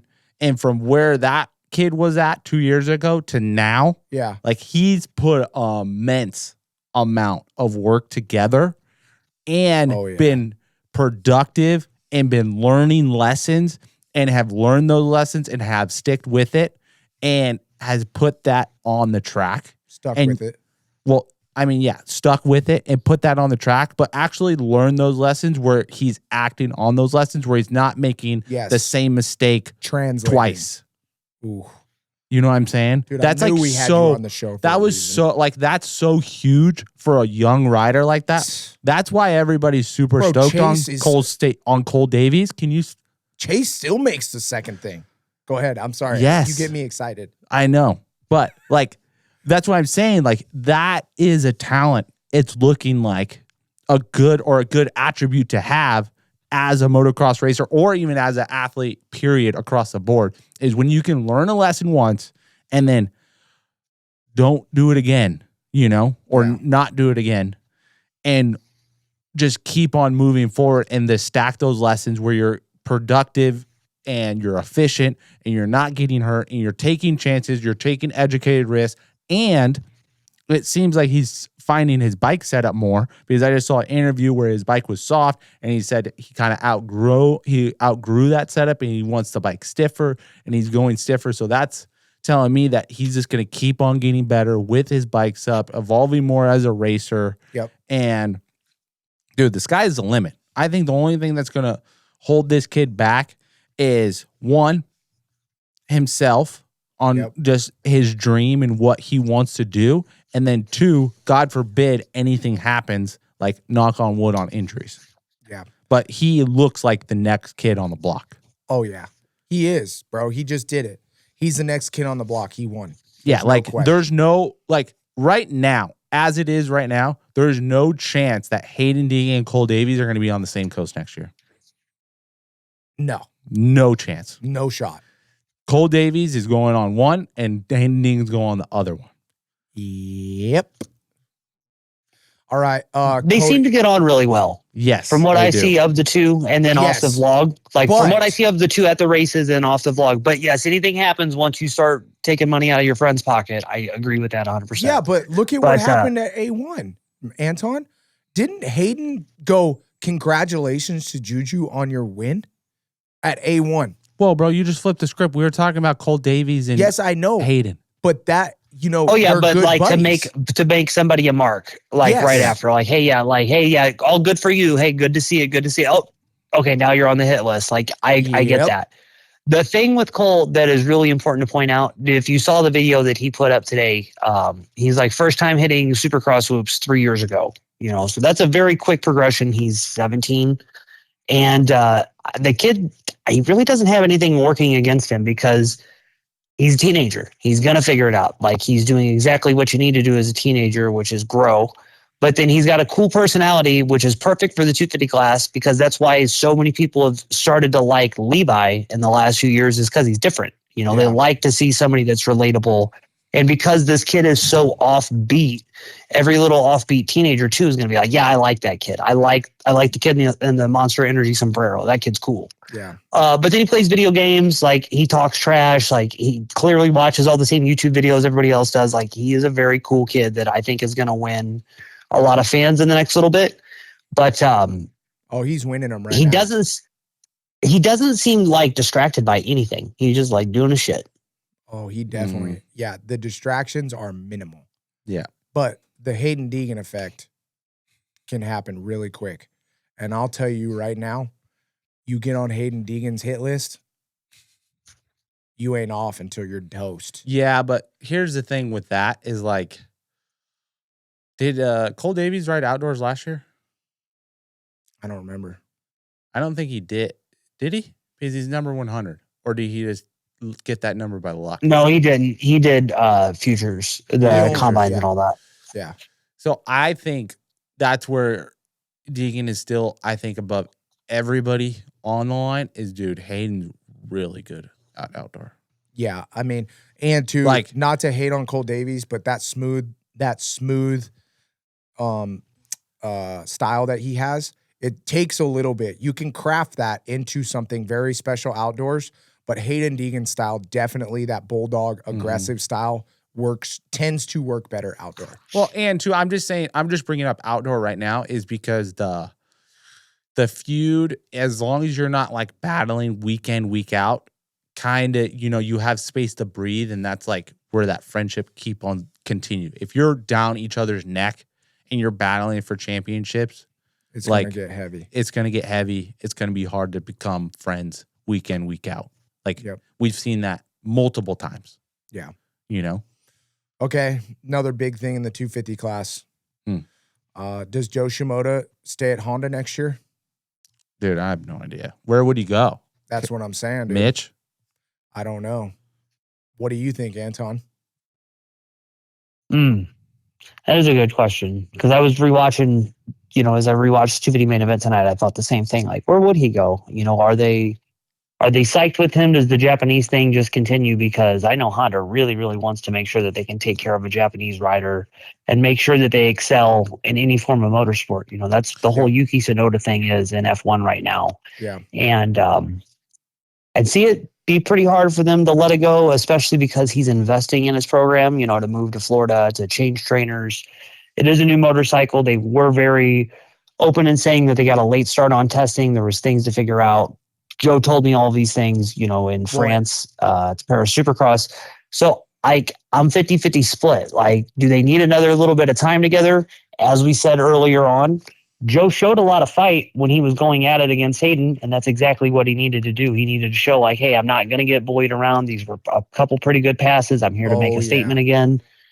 So I don't see them letting him go. Who are you going to put on that bike other than him? I know Seth Hamaker is like getting close to the whole group by riding into Dog Pound and all that, but is Cowie going to let him go? Is Honda going to take a chance on Seth at this point? Because is he a big improvement over Joe at that point? Like, what would you say? I don't think you let Seth go, and I don't think Seth wants to go, especially because of how Kawasaki stuck with him through the lows. I don't think he goes anywhere. I could definitely see Joe staying. Another big factor is, they did get started testing, but also you have to think, Joe kind of admittedly said that he's not a good tester, and he learned a lot. Not that he's not a good tester, but he didn't have as much information on testing because Honda lets you test. Pro Circuit, Yamaha, Star, they go, hey, this is package A. You want this? No? You could try package B. Oh, no, you don't want that? You got C, and that's it. Yeah. You got A, B, or C. What do you want? And that's all you got. Honda was like, hey, bro, we got A, B, C, D, E, F, G, H, I, J, K, L, M, N, P, Q, R, S, T, U, V, W, X, Y, Z. And Joe's like, and I think that's why, that struggle has been there, but he definitely does look a little flat. It's not the Joe Shimoda sprint that, we've seen before, but it ain't the end of the season either. How do you think his finger's still affecting him? Yeah, but I don't think, I think it's getting better, and I think he's getting better. I don't think it's crazy, but I think it's still lingering, yeah. Because what I was just thinking while you guys were talking is that I think it kind of depends on how he does outdoor. If it's just like the typical Joe show where he like starts off slow and then like Slow rounds again. Yeah, 4 rounds again, like 4 rounds to the end, then he starts picking it up again. Yep. It's tough because you got to think we got a whole season of outdoor and SMX rounds. Yep. So there's a lot of proven races that he's got to prove himself, coming. Yeah. The rest of the year. That's it. Anything else for the Stan Benson 250 boys? All right. Well, that sounds good. Let's move on to the Acerbis Big W, Big L. If you need plastics for your dirt bike, get the best plastics. Go to acerbisusa.com. Get them right now. They got a super sweet gray set of plastics that looks awesome. Can be matched with a nice pair of SKDA graphics if you want them. But if you need some new plastics, go to acerbis.com. Get them today. Let's go. Big L, Big W, Big L. Ty, you're up first. All right. My big dub goes to Dylan Ferrandis. Oh, let's go. Solid top 5 on a gnarly Supercross track. Yep. It definitely seems like the factory parts he did get for his bike improved the bike a lot, and he seems to be very happy on the Pulp MX post-race interviews that I listened to today. Yep. So I'm excited to see what that brings the rest of the rounds in Supercross. Yeah. And then my big L would be Juju, because right now it seems like Hayden Degan's got a leash on Juju right now, and he can kind of just do whatever he wants with him. Yep. And if he wants to fight for this championship, and he needs to do it like in a big way in Philadelphia, he needs to make a statement. And I wanted to bring this up earlier, but I can't remember who did it. And I want to say it's Christian Craig, but do you guys remember around in Detroit where a guy I thought was racing like a Yamaha or something? I think it was Christian Craig, just launched someone off the corner before the finish line. Jet. Was that Yeah, did Christian just rode Craig him wide? was Right? did Christian Craig do that to Jet or did Yes, Christian did that to Jet. Yes. Just literally locked bars and rode each other off the track. Oh, that was Christian Craig and Jet. Yes. And Christian Craig's like, "Yeah, I don't know what happened." Didn't he say something like that? Yeah, something. I don't remember. I don't recall. I remember. What was the one with Amart? I don't remember that one. I thought it was That was the big Amart. one where he like sent him over the berm. Where Yeah. he like just dirtied the guy on the KTM. Oh, do you remember that one? Who was the other rider with Amart? Dude. I don't know. I thought it was like I think it was Christian. I thought it was Christian. Oh, Christian I think it was did that Christian. to Amart Yes. on the Suzuki. Amart on a Suzuki, right? No, Amart on a Troy Lee KTM. Wow, this is a long time ago. Yeah. I thought it was Amart and Christian Craig like while ago. Yeah, it might have been. That takeout through my was in my memory, and that's what I envisioned what Juju's gonna do to Hayden in practice in Philadelphia. I mean, we'll see. I'd be bro. like, damn, that's kind of to do We'll it in see. practice is kind of fucked up because you're like trying to like figure out a bike, trying to learn the track and stuff. That's what I'm but, saying, like, dude. Do it all the time. If I'm Juju, I'm serious. Gloves are off. I don't care what my team manager said. I am literally putting one hot lap down, and my 100% agenda is to fuck with Hayden Degan all practice.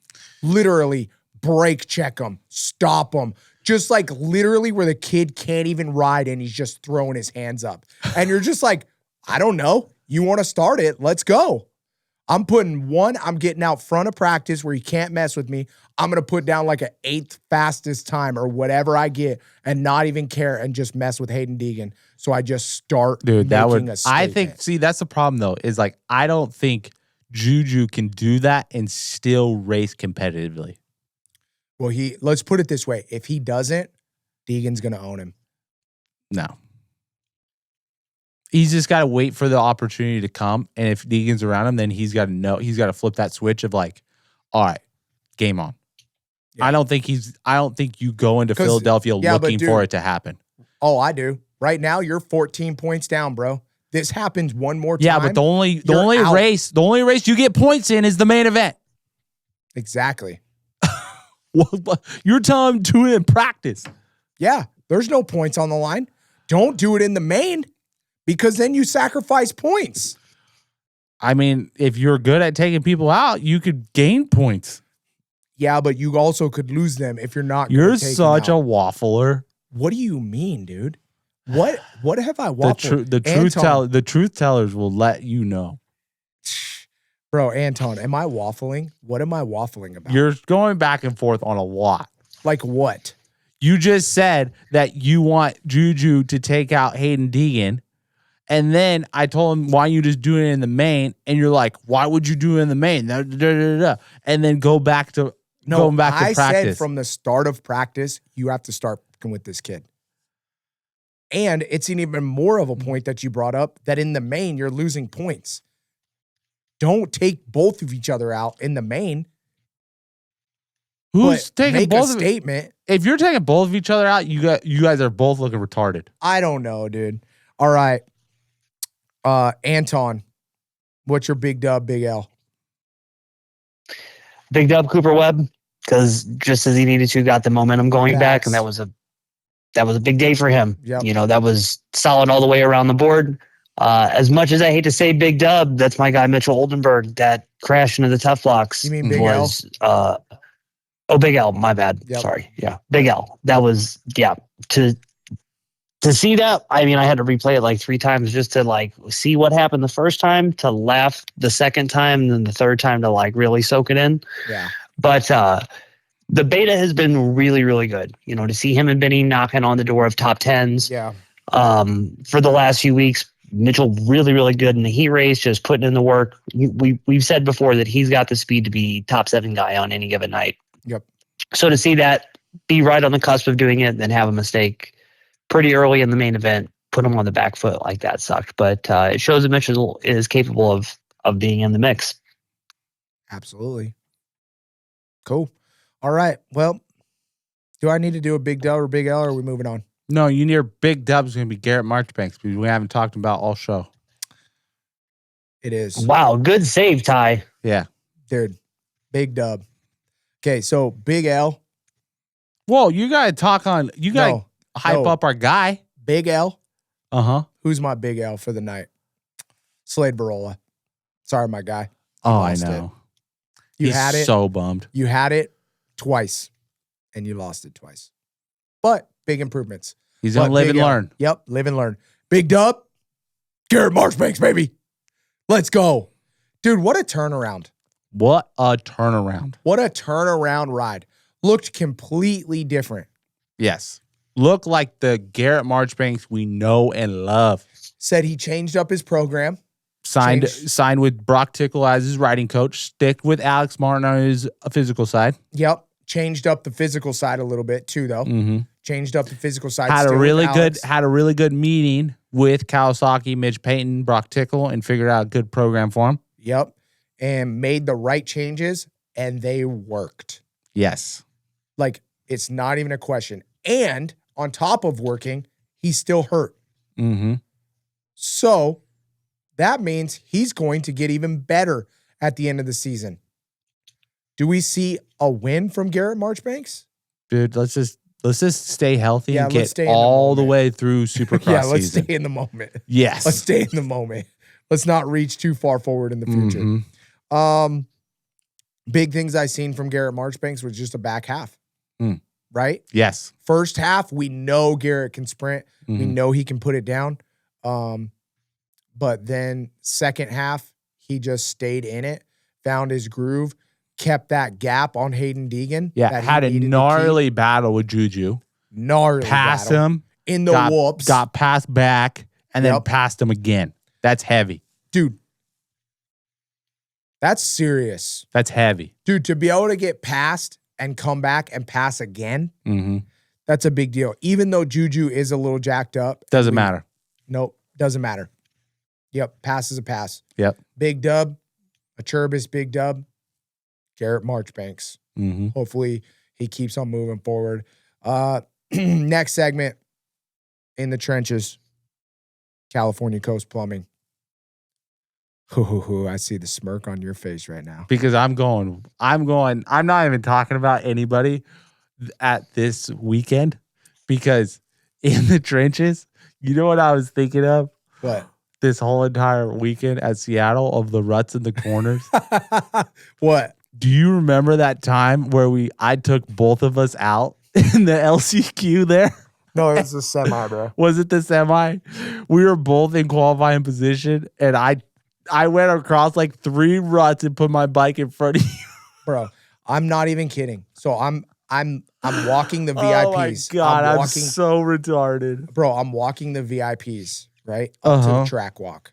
And I go to the tunnel. I like to go to the tunnel every time. And I'm like, you know, this is a really big moment for us. The tunnel is kind of where all the butterflies set in. Reality sets in that, you know, you're racing. This tunnel signifies, you know, the first races that we've ever been to.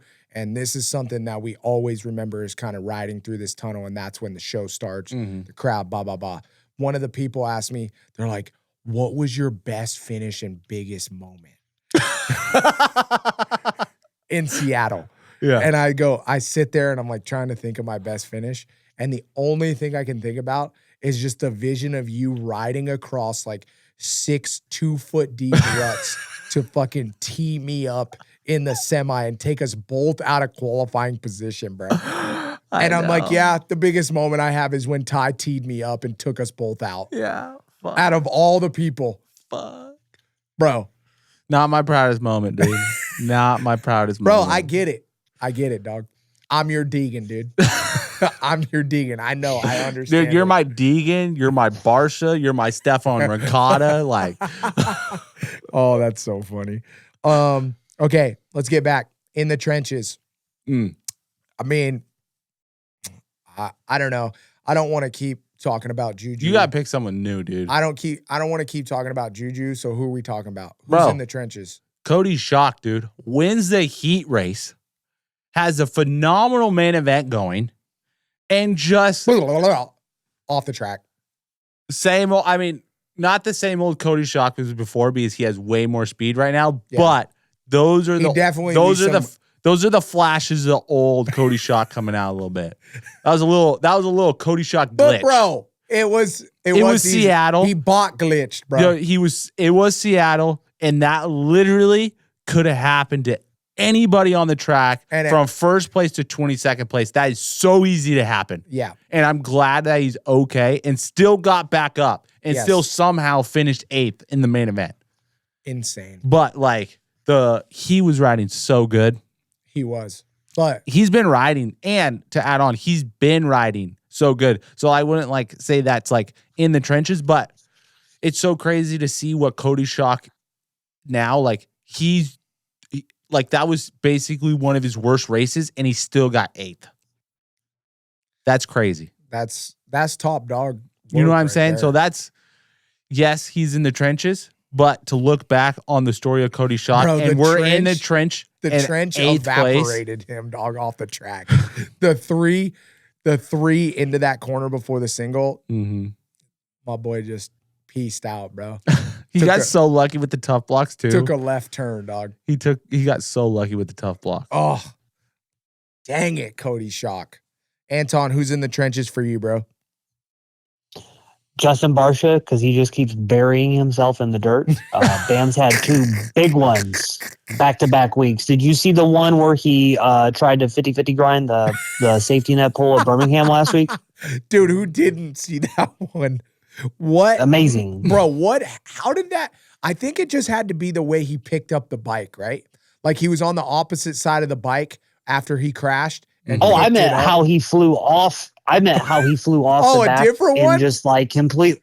Well, I mean, the one that put him on the backside of the net, if you saw the takeoff of him launching, like he launches completely sideways and then just takes the frame rails underneath the engine and just hits that rail like it's a baseball bat. Just ting. My wife watched the whole thing happen. She's just like, we just all heard a panic rev off the back of a turn. And then, the loop out when he was trying to get back on the bike and all that. But then this weekend, he's going onto the table in the big rhythm lane. Yeah. Right in front of me, and I had just turned my video camera off, and he just goes full endo, and he's caught up in the bike, and he just does the full front flip, locked into the handlebars, gets ragdolled up over the top, and then instantly jumps back on the bike, takes off like nothing ever happened, 8th place. I was just like, oh my God. Yep. But knowing that they've got a newborn at home and that 3-year-old, Bam's probably not sleeping a lot, and so stacking it up 2 weeks in a row like that, he's probably feeling pretty sore and tired. Oh, yeah, without a doubt. Dang it, Bam Bam. Bam Bam TV is about to be lit. Oh, that's funny. All right, well, let's move on to the last segment. Xbrand, does the zebra keep his stripes? I got one for this. I got one for you boys. And I kind of got, I got yelled at a little bit by an anonymous source. I got yelled at by a few people. Oh, really? Yep. Talking about this. I'm not going to name anybody, but I think it's definitely something that should be brought up and something that's perfect for this segment. And I think the whole how glamorous Degan is for getting arrested. A lot of the media has been saying, has a lot of positives in this. You know what I mean? They're capitalizing on the t-shirts and Thor's capitalizing on the gear, and everybody's been capitalizing on this. And Degan and his family haven't said anything. There's been no apology for it. Which, that's their thing. That's their thing. And in my eyes, you know, he's 19 years old, and I know we talked about it last week. Mhm. He's 19 years old, and he's going to make mistakes, and I'm giving him a pass on this one. You know, Yeah. it was kid stuff. Mhm. It was kid stuff. But it is weird how we've all glamorized it a little bit. Mhm. You know, there hasn't been a lot of negativity in my eyes that I've seen about this situation. Yeah. I'm not bringing up anything negative because of the fact he is 19. He's under a lot of pressure. He's got a lot of money. We've talked about it.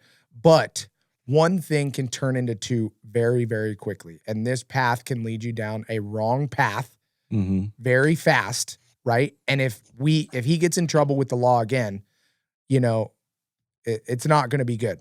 Yeah. And the thing that I kind of got talked to about a few times in my DMs is that there's a lot of teenage kids looking up to Hayden Degan right now. And that representation is not the best. You know, I don't think if I had a teenager, I would definitely be looking at this a little bit different. I'm glad my kids aren't teenagers and I don't have to talk to them about, hey, you know, I know Hayden Degan is the man and you're watching him capitalize on going to jail. And yeah, he did just do some donuts and, you know, have some fake IDs. It's all kid stuff. Mhm. There's, you know, I don't see anything that's terribly wrong with it. But at the same time, you know, I see a lot of people saying, oh, well, this is terrible for the sport. It's a terrible look. I disagree with that a little bit. But I guess the zebra keeps his stripes question is, does Degan stay on this path? What do you guys think has happened behind closed doors? And why have we all glamorized this? Is it because we know he's 19? We know he's a really, really good kid. We all do. You know, we've all talked to him. Yeah. We know he's a good kid and kids make mistakes. I guess we'll start with Anton. What's your thoughts on it, bro? What's your thoughts on that situation? I mean, as we said last week, it doesn't happen a lot in our sport. Like, you know, I mean, there is like some shenanigans that goes on, you know, people that go partying after the races and stuff like that. Like Doug Hayden's been partying. We know that Hayden's been going out. Like, it's not a secret or anything like that. Yeah. For him to get in trouble for what he got in trouble for is like the most slap on the wrist thing, you know, and him to be nice to the cop and just the way everything went, like all good, not really a biggie. Yeah. I see where people would say like, oh my gosh, they weren't hard enough on him and this, and this, but like they really weren't that hard on James when James did what he did, which was, I'm not going to say worse, but impersonating a cop. I mean, that's a tough one. That's also, I would assume, a felony in the state of Florida that got waived, you know? Yeah. And, Jason Lawrence going to jail. Yep. Yeah. And like Jason getting, you know, welcome back when he was immediately able to get out and then race right after. Like, it's just what it is. And Doug, I mean, it's motorcycle people. Like, yeah, they're a little counterculture, you know, there's a rebellious spirit to have that in there. I mean, it's why Hayden is so popular is because he's Brian's son. And Brian was like, yo, I'm badass. I eat raw meat. I'm a UFC fighter. Like Brian was always the alpha male. He was the alpha male prototype through the early 2000s, you know? Yeah. So like, what did you expect? What did you expect? You know what I mean? And then like, it's this day and age, man. Like NFL players get arrested all the time. They don't play their 2 games and then they come right back. You know, what scope do you have to compare it on? Because there is no formalized rule book.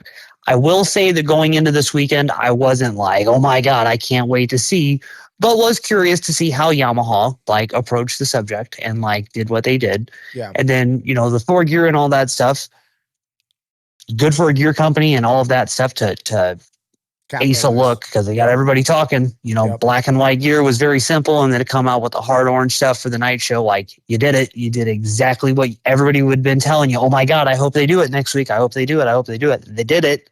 So you can't be mad when you asked all week for somebody to play into what you played into. Yeah.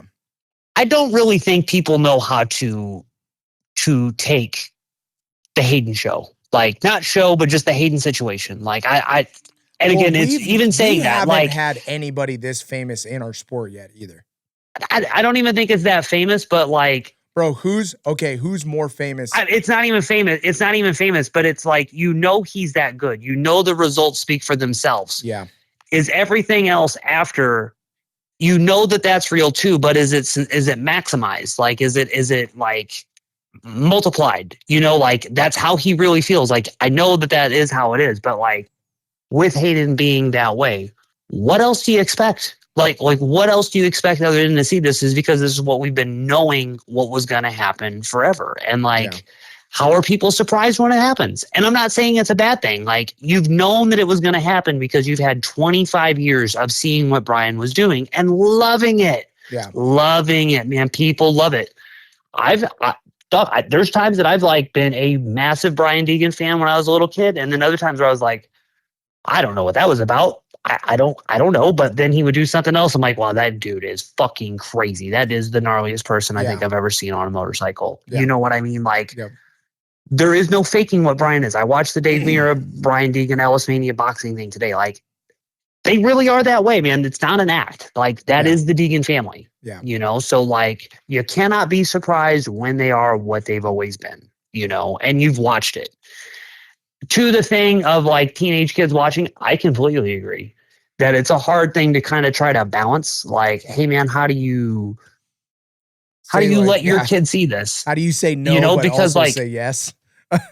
Yeah, like, because over the last couple of years, the number one fans that I've seen of Hayden Degan have been 25 plus, like grown men, 3 tall boys deep at the races, jumping up and down when he gets into the lead in a heat race. It's not little kids. Yeah. But then this weekend at the Star Racing Truck, it was a fucking Chuck E. Cheese. Because there was 8-year-olds just screaming Hayden for hours and hours and hours.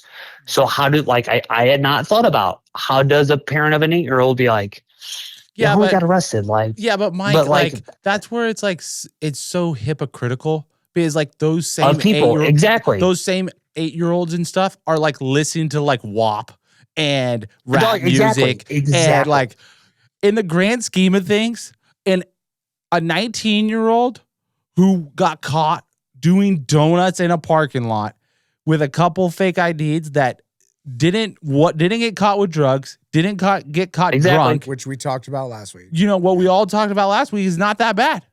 Yeah.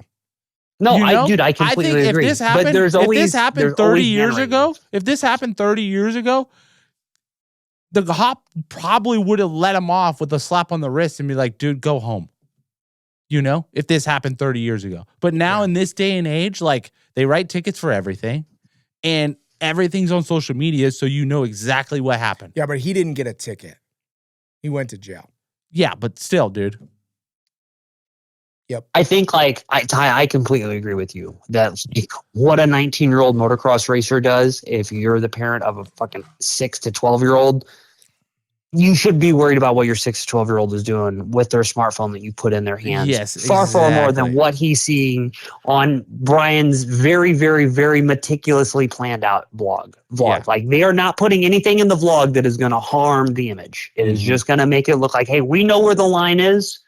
We control the line. We are never going to overly step it because they're not dumb, man. Like, Brian knows that, and I'm not knocking it. That is how you need to be. You need to know how to be authentically yourself to a point without getting yourself in any trouble. You know, like, that's how you do it. But I see where you can't.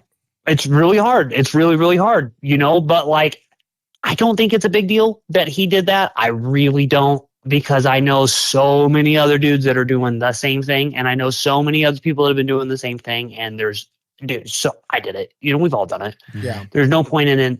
But I also wasn't a multi-millionaire motorcycle rider.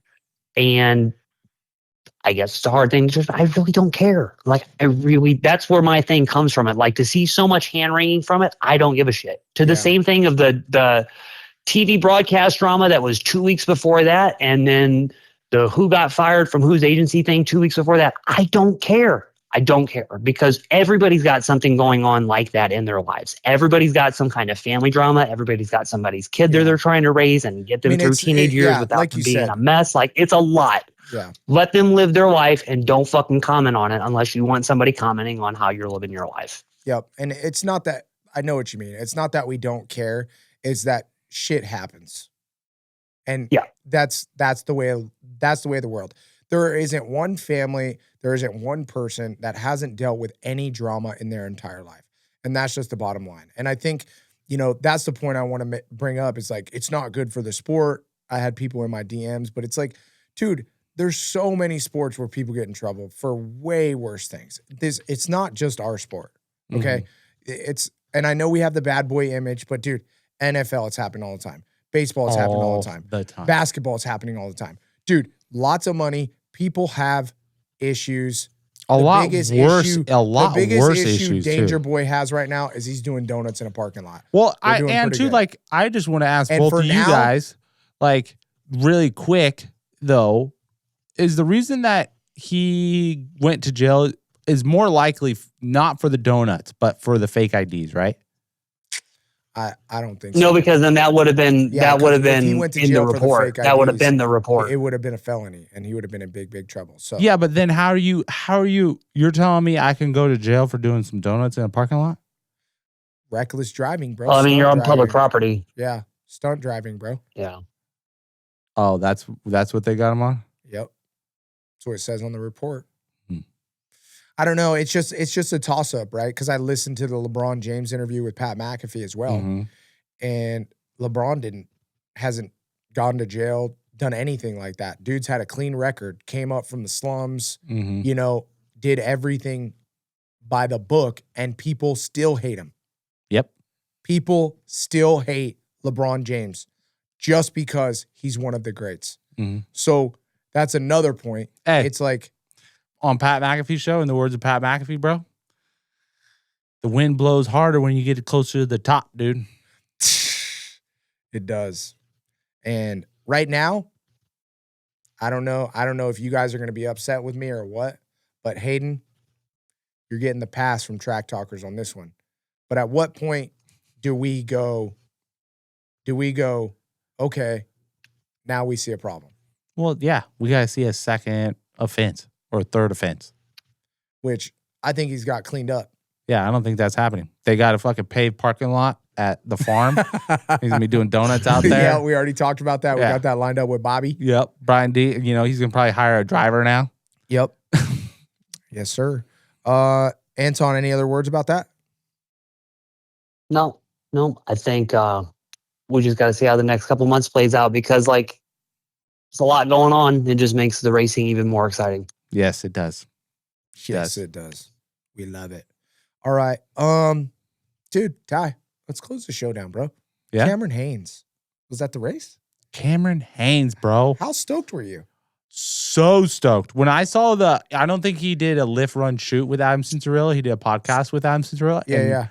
I watch all of his hunting videos and stuff. And I was so stoked because just the collaboration with that demographic I think it's an underrated collaboration because most of our people and our fans, I think, ride dirt bikes and are outdoors and do outdoor shit, fishing, hunting, shooting guns, camping and stuff like that. I think that demographic is actually closer to motorsports and supercross and motocross than we think. The crossover between that group of people, I think is pretty. I don't know if cohesive is the right word, but they're definitely blended together. And just to see that and see Cameron Haynes post about Supercross on his social media, and then see the podcast. And I've watched Cameron Haynes lift, run, shoot with Aaron Rodgers and Travis Barker and Paul Skeens and just all that. And then see Adam Cincerella and Supercross on that platform. That was super sick. Heck yeah. Well, thank you guys so much for watching Track Talkers Season 2, Episode 12, Round 11. That's a whole handful. That is a whole handful. A little girl came up to me and her parents were like, Adam, you got to keep saying that because our little daughter says it at every single opening. She just repeats it all the time. So that was for you. We appreciate you guys watching. Make sure you guys subscribe, tell all your friends. Again, thank you guys so much for shouting us out at the races. I love each and every one of you guys coming up to me and saying you guys watch Track Talkers, love the show, share it with your friends. Yeah, Anton, thank you so much for being on, bro. Thank you as always, boys. Love it. All right. Well, till next time, Foxborough. Peace.